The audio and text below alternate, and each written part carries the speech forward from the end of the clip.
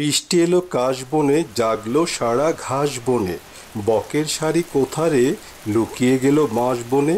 ফররুখ আহমদের লেখা বৃষ্টির এই ছড়াটি সহ আরও অনেক অনেক ছড়া কবিতা আমাদের সবারই পরিচিত এবং এগুলো তুমুল জনপ্রিয়ও বটে। কেননা বৃষ্টি কিংবা মেঘলা আকাশ আমাদের সকলেরই পছন্দ। বছরের নির্দিষ্ট কিছু সময় ছাড়াও অন্যান্য অনেক সময়ও আমরা বেশ করে বৃষ্টি পেয়ে থাকি। অথচ জানেন কি, সাহারা মরুভূমির কিছু অঞ্চলে বৃষ্টির দেখা শত বছরেও পাওয়া যায় না। বলুন তো বৃষ্টি কি? বৃষ্টি হলো এক ধরনের তরল যা আকাশ থেকে মাধ্যাকর্ষণের টানে ভূপৃষ্ঠের দিকে পড়ে। পৃথিবীর বায়ুমণ্ডলে জলীয় বাষ্প ঘনীভূত হয়ে মেঘের সৃষ্টি করে। এই ফোঁটাগুলি যথেষ্ট পরিমাণে ভারী হলে তা পৃথিবীর বুকে ঝরে পড়ে। একেই বলে বৃষ্টি। পৃথিবীর অধিকাংশ অঞ্চলে বৃষ্টি সুপেয় জলের উৎস হলেও পৃথিবীর বাইরে, যেমন শুক্র গ্রহে বৃষ্টি হয় সালফিউরিক অ্যাসিড দিয়ে, আবার নেপচুনে হয় হীরার বৃষ্টি। বর্ষাকালে সাধারণত বৃষ্টি পড়লেও গ্রীষ্মকালেও মাঝে মধ্যে বৃষ্টি পড়ে।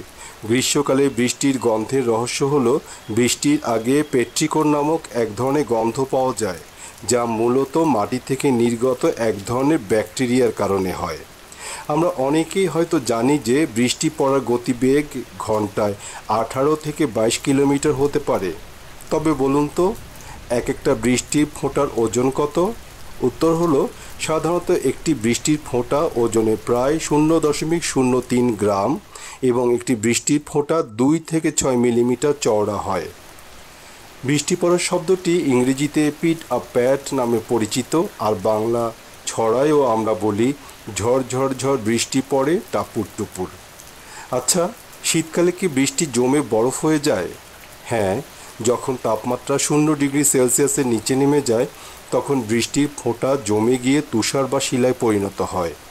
এবার বলুন তো, বিশ্বের সবচেয়ে বেশি বৃষ্টি হয় কোথায়? এর উত্তর হলো ভারতীয় মেঘালয়ের চেরাপুঞ্জি এবং মৌসিনরামে পৃথিবীর সবচেয়ে বেশি বৃষ্টিপাত হয়। আকাশ থেকে মাছ বৃষ্টি বেরোয় মে ও জুলাই মাসে শ্রীলঙ্কার চিলাও জেলায়। কম করেও 100 জ্যান্ত মাছ আকাশ থেকে পড়ে এই সময়। এরপর সেখানে এই মাছ নিয়ে মেলাও বসে। বৃষ্টি হলে পর্তুগালে কেউ অফিস কাচারি করতে যান না, অথচ এখানে আমরা থাক সেটা বলে আর কষ্ট বাড়াতে চাই না।